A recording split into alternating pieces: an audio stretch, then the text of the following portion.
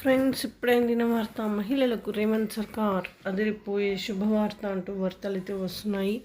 మరి ఏం శుభవార్త ఏంటి అనేది చూసేద్దాం ఫ్రెండ్స్. వివరాల్లోకి వెళ్ళే ముందు దయచేసి లైక్ చేసి షేర్ చేసి సబ్స్క్రైబ్ అయితే చేయండి ఫ్రెండ్స్. అయితే ఆన్లైన్ ద్వారా ప్రభుత్వ ప్రైవేట్కు చెందిన వందలాది సేవలు అందిస్తున్న మీ సేవా కేంద్రాలను ఊరూరు ఏర్పాటు చేయాలని రేవంత్ ప్రభుత్వం నిర్ణయం తీసుకుంది. మహిళా శక్తి పథకం కింద రాష్ట్రంలోని స్వయం సహాయక సంఘాల మహిళలకు వీటిని మంజూరు చేయనున్నట్లు ప్రభుత్వ అధికారులు తెలియజేస్తున్నారు. కేంద్రాల ఏర్పాటుకు ముందుకొచ్చే సంఘాలను ఎంపిక చేయాలని అన్ని జిల్లాల కలెక్టర్లను తాజాగా ఆదేశాలు జారీ చేసింది. ఆగస్టు 15 నాటికి వీటిని ప్రారంభించాలని రేవంత్ సర్కార్ ఆలోచన చేస్తుంది. ప్రస్తుతం రాష్ట్ర వ్యాప్తంగా 4,525 మీ సేవా కేంద్రాలు ఉన్నాయి. వీటిలో 3,000 వరకు నగర పట్టణ ప్రాంతాల్లో ఉన్నాయి.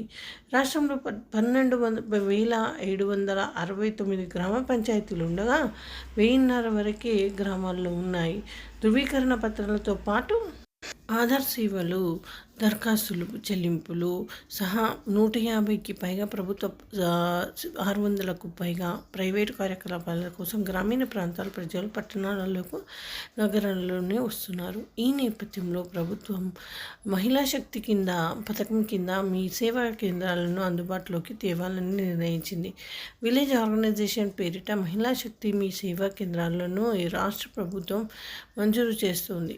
కేంద్ర ఏర్పాటుకు 2.5 లక్షల రుణాన్ని స్త్రీ నిధి ద్వారా పంచాయతీరాజ్ గ్రామీణాభివృద్ధి శాఖ మంజూరు చేస్తోంది.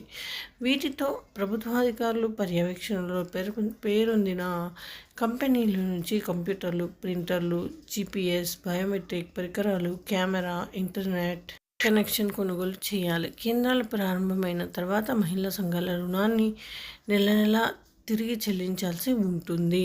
స్త్రీనిధి స్థానికంగా ఉన్న గ్రామ పంచాయతీ, ప్రభుత్వ పాఠశాల, రైతు వేదిక, అంగన్వాడీ కేంద్ర భవనాలు, ఇతర ప్రభుత్వ భవనాలు వాటి ప్రాంగణాల్లో మీ సేవా కేంద్రానికి 10 అడుగుల పొడవు, 10 అడుగుల వెడల్పుతో వసతి కల్పిస్తారు. ఈ నెలాఖరు వరకు ఆపరేటర్ల ఎంపిక అనంతరం వారికి 4 రోజుల పాటు శిక్షణ ఇచ్చి మౌలిక వసతులు కల్పించాలని అనంతరం ఆగస్టు 15 నాటికి వాటిని ప్రభుత్వం భావిస్తుంది. ఫ్రెండ్స్, ఈ విధంగా వార్తలు అయితే వస్తున్నాయి. Thanks for watching.